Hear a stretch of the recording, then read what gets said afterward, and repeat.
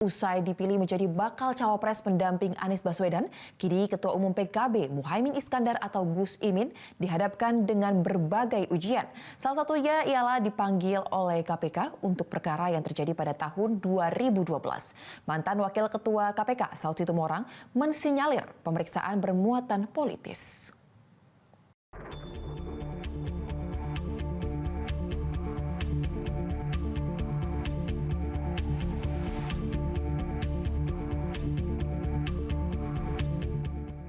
Ketua Umum PKB Muhaimin Iskandar mendapat ujian berturut-turut setelah dirinya ditetapkan menjadi bakal cawapres pendamping Anies Baswedan. Kamis pagi, mantan Menaker Trans itu memenuhi janjinya kepada penyidik KPK. Muhaimin dimintai keterangan seputar pengadaan sistem proteksi tenaga kerja Indonesia tahun 2012. PKB mencium ada aroma ketidakberesan di balik ujian yang dihadapinya.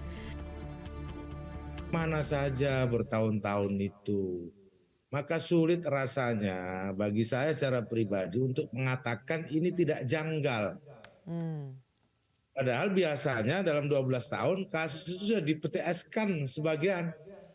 Apalagi kalau kita merujuk pada edaran Kejaksaan Agung, minta supaya aparat penegak hukum, utamanya kejaksaan, supaya menghentikan prosesnya. Ditunda sampai nanti setelah proses pemilihan. Kenapa KPK tidak menggunakan pendekatan itu? Diperiksanya Muhaimin Iskandar di KPK mengundang reaksi banyak pihak termasuk dari mantan Komisioner KPK Saud Situmorang. Saud yang berpengalaman di KPK mensinyalir ada muatan politis dalam perkara ini. Kasus politik itu kalau kasus susah dibikin gampang, ya kan? Itu kan kita ambillah banyaklah contoh kasus. Ini juga sebenarnya kan kasusnya gampang nih, tapi kalau jadi dibikin ruwet gitu loh. Nah, itu indikator politisasi. Baru kemudian kalau kita bicara transparan, agak sulit kita bicara transparan. KPK sekarang ini nggak bisa di check and balance. KPK membantah disebut mempolitisasi kasus hukum. Juru bicara KPK Ali Fikri mengatakan KPK menyidik pengadaan sistem proteksi TKI di Kemenaker Trans pada bulan Juli. Dan pada 21 Agustus sudah ditetapkan 3 tersangka. Beberapa waktu yang lalu di Agustus, di 18 Agustus, tim sudah melakukan proses penggeledahan. Artinya sudah ada proses penyidikan, gitu ya. Yang itu dilakukan jauh-jauh hari sebelum kemudian ada isu-isu yang berkembang saat ini terkait dengan proses politik. Sekali lagi kami tegaskan, ini tidak ada kaitannya sama sekali dengan proses-proses politik dimaksud.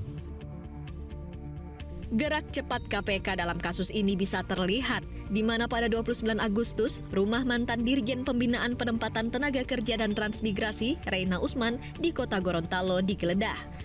KPK membawa sejumlah dokumen dari rumah politikus PKB tersebut. Kemudian KPK juga sudah memeriksa Ketua Panitia Pengadaan Barang dan Jasa Kemenaker Trans tahun 2012, Anik Sulistiawati, pada 31 Agustus 2023. KPK belum mengumumkan secara resmi nama tersangka, tapi dari sejumlah informasi ada 3 tersangka, yakni seorang ASN, mantan ASN, dan seorang pihak swasta. Memang ada arahan penunjukan nggak sih Bu yang dilakukan kerja? Sama sekali saya nggak ada. Oh nggak ada, nggak maksudnya Ibu diminta gitu untuk memenangkan suatu perusahaan, nggak ada Bu ya? Nggak ada. Nah, artinya bahwa itu sesuai prosedur saja Bu ya? Iya. Tim Liputan, Metro TV. Jelajahi cara baru mendapatkan informasi. Download Metro TV Extend sekarang.